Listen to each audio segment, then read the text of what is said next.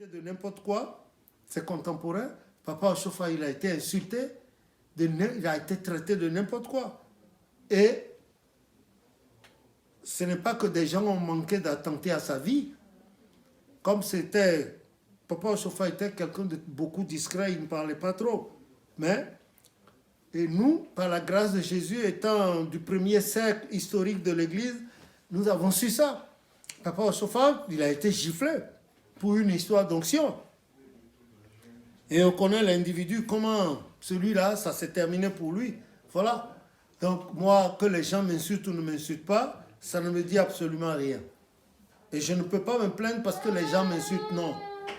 Je ne pourrais pas me plaindre parce que les gens m'insultent, non. Je ne pourrais pas. Pas du tout. Donc c'est l'ignorance qui dérange un peu ces gens. Car la sagesse africaine dit qu'on acquiert de la connaissance par de la connaissance. Quand les gens vont s'approcher de moi, je leur dirai, je leur expliquerai. Il y a beaucoup de choses qui ont changé, même le rituel dans l'église. Les gens y ont ajouté des additifs pour encenser. Des fois, les gens se mettent à genoux pour encenser. Des gens se mettent à genoux pour allumer la bougie. Les gens font ceci, font cela dans l'église. Moi, je regarde, je ris, mais je sais une chose. Avant que le Seigneur ne me rappelle à lui un jour, je suis persuadé qu'il y aura une paroisse ou des paroisses où on fera exactement le culte comme l'Éternel l'a révélé avec Papa Ochofa et avec les derniers aménagements dans le rituel à partir des années 76 quand le prophète a émigré spirituellement au Nigeria. Je suis sûr, je le verrai et je partirai de la terre un jour avec cette joie, avec la joie d'avoir vu, malgré le désordre, le marasme, le chaos qui alimente l'Église, vivement entretenu par des gens, des agents de Satan infiltrés dans l'Église, je manierai de la terre en ayant vu par la grâce de Jésus des paroisses où des gens seront rigoureux, la discipline, la chorale et les cultes, les différents cultes seront respectés et faits exactement comme Papa Ochofa a dit. Ça va être le renouveau de l'Église, comme a dit Agé. Il dit, quel est ce survivant qui a vu la première gloire du premier temple? Et j'ai levé la main, parce que le Seigneur m'a permis d'être là. Et ensuite, il dit que la deuxième gloire sera plus forte que la première. Puisse le Seigneur, dans sa miséricorde, nous permettre de vivre en bonne santé spirituelle et physique jusqu'à ce moment. Papa Ochofa a dit qu'il y aura le successeur. Il y aura un successeur. Tous ceux qui portent des toges de pasteur jusqu'ici ne sont pas successeurs. Aucun. Et il a dit, et il n'a même pas été le premier à dire, c'est maman Marie Zevounou qui a été la première qui a donné cette prophétie le mercredi 8 octobre 1947 à Awantikome. Le jour où les anges sont allés la chercher au marché, là où elle vendait derrière son étalage, au lieu d'être en prière avec les autres. Et on a vu ce qui s'est passé. La métaphore que les anges ont utilisée, l'image que les anges ont utilisée pour parler de la succession à Papa Ochofa. Et c'est ce jour-là que le cantique 61, il nous appartient tous de remercier, a été prophétisé par la même dame. Et plus tard, son bébé de 11 mois, l'Éternel a donné par ce bébé de 11 mois le chant « Ô Saint-Esprit, descends parmi vous, nous t'espérons, nous t'attendons. Ô Saint-Esprit, viens nous donner la force avec laquelle nous combattrons. Tu es toujours fidèle à ta parole. Souviens-toi donc de ta promesse. » Amen. Vous n'en connaissez qu'un couplet. Le chant a 5 couplets, 5. Vous prenez le livre de chants, un recueil de chants en français, le tome 2, vous allez trouver les 5 couplets là-dedans. Voilà, le bébé. Et après ça, Papa Ochofa lui-même, le 6 août 1961, a parlé de sa succession au siège suprême à Porto Novo. Il en a parlé, il a expliqué, et c'est ce jour-là qu'il a donné les ordonnances, tout ça de l'Église, les histoires de purification, sanctification. C'est ce jour-là qu'il a parlé. Le culte a été très long ce jour-là. Et Dieu nous a permis de tout consigner, de tout avoir recevoir et je vous les ai transmis. Ils sont dans les livres. Vous cherchez, vous trouverez, comme a dit Jérémie, Job 8, verset 8, Jérémie 6, verset 16. Cherchez, vous trouverez, placez-vous sur les sentiers et vous allez voir que le nom de l'Éternel soit béni. Donc, moi, je n'ai pas... Vous voyez, je répète toujours les mêmes choses. Je répète tout, espérant qu'il y ait un sursaut. Mais plus je répète, plus les gens s'enfoncent dans le faux. Quand vous allez sur les paroisses, oh, vous avez envie de pleurer. Dieu merci, nous n'avons pas connu le christianisme céleste, l'Église en leur temps. Ils sont venus de la dernière pluie. Allez, pluie, et puis ils font ce qu'ils veulent. Voilà, c'est tout ce que je peux dire. Je passerai des jours à parler, à rapporter ce que Papa Ochofa a dit. Vous avez vu, sur Internet et puis sur les réseaux sociaux, il y en a qui passent leur temps à m'insulter, à insulter mes parents, à dire que ceci, c'est...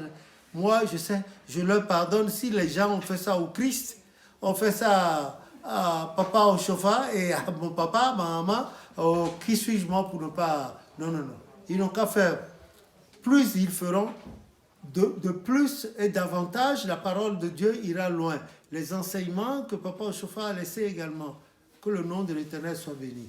Je ne suis pas de la race de ceux qui disent Papa Ochofa a dit pour être glorifié. Papa Ochofa a dit pour avoir les onctions. Regardez ma sangle correctement.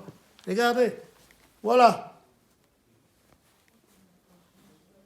Après plus de 70 ans de présence effective dans l'église du christianisme céleste, les sangles ne me confèrent pas le ciel, mais c'est mon rendement spirituel. Ce que je vaux spirituellement, c'est ce qui va me permettre, par la grâce du Christ, d'aller au ciel. On est là. En tout cas, tous ceux qui parleront après, ce sera du faux. Le oui dit, l'anglais dit hearsay. Ils ont appris. Nous n'avons pas appris. Nous avons vécu par la grâce de Jésus. Nous avons vécu et nous vous rapportons le vécu. Attention, je ne suis pas historien, je suis historiographe, c'est-à-dire que l'histoire est déjà là et je vous les rapporte par écrit.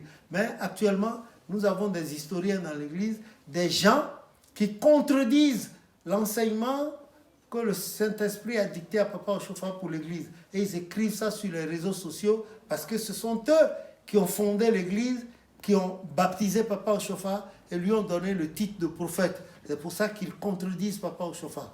Ils n'ont qu'à continuer. Il y a une fin pour toute chose. Tout ce qui commence a une fin. Donc, pour l'instant, c'est ce que je puis dire. Tu vois, j'ai dérivé un peu parce que c'est triste. Voilà. Peut-être que tu as quelque chose à ajouter, je ne sais pas. Que le nom de l'Éternel soit béni. Amen. Je remercie Papa, je remercie Dieu pour cette réponse que tu as pu nous apporter. Et j'aimerais savoir, et malgré tout cela, est-ce que l'Esprit de Dieu règne toujours dans l'Église, avec tout ce qui se passe? Oui, mais pourquoi pas? Mais pourquoi tu poses cette question-là? Non, parce que je me dis que si la personne a des boucles d'oreilles ou a des soutanes serrées, l'Esprit de Dieu n'est plus là. Non, c'est de l'à peu près. Or, en Dieu, il n'y a pas de l'à peu près. To be or not to be. C'est cela. Dieu est un Dieu jaloux. Quand vous retournez dans les autres 33, 34, il a dit qu'il est un Dieu jaloux qui punit les iniquités des pères sur les enfants, de la première génération jusqu'à la quatrième, mais qui fait miséricorde de la première génération à la millième de ceux qui gardent son alliance et qui les observent. Il n'y a pas de l'à peu près. Hein? Non, oui, ça va, oui, ça peut aller. Non, ça n'existe pas. C'est cela ou ce n'est pas cela. Attention, Dieu est exigeant, il est miséricordieux. Hein? La première valeur de sa personne, c'est l'amour. C'est l'amour. Mais ça ne veut pas dire qu'il aime le laisser aller, hein, ou bien l'à peu près. Jamais. Il n'y a pas d'à peu près avec Dieu. C'est cela ou ce n'est pas cela. Voilà la chose de Dieu. Donc ce que les gens font là, le Saint-Esprit est à sa place, mais quand il y a l'ampoule là qui est allumée, tu es sous l'ampoule, tu reçois la lumière. Maintenant, quand tu te déplaces 2 mètres plus loin, et tu ne reçois plus la lumière comme si tu étais encore sous l'ampoule, est-ce que l'ampoule a pour autant bougé? Hein, réponds-moi. Non, papa. Voilà, l'ampoule n'a pas bougé, mais c'est la même chose. Le Saint-Esprit est à sa place depuis la nuit des temps. Depuis les temps immémoriaux, le Saint-Esprit est à sa place et il ne bougera pas. Le Saint-Esprit est partout, il n'a pas besoin de bouger. Qui va le déplacer? Il est inamovible, il est partout à la fois. Le Saint-Esprit est omniprésent, il est omniscient. Et quand tu retournes dans 1 Corinthiens 2, à partir du verset 9, il faut lire ce que le Père dit, que les choses que Dieu a faites pour ceux qu'il aime et que son esprit nous révèle, des choses qui ne sont pas montées dans nos cœurs, dans nos bouches et les oreilles, c'est le Saint-Esprit de Dieu qui nous les révèle. Lui qui sonde les profondeurs de la connaissance de Dieu.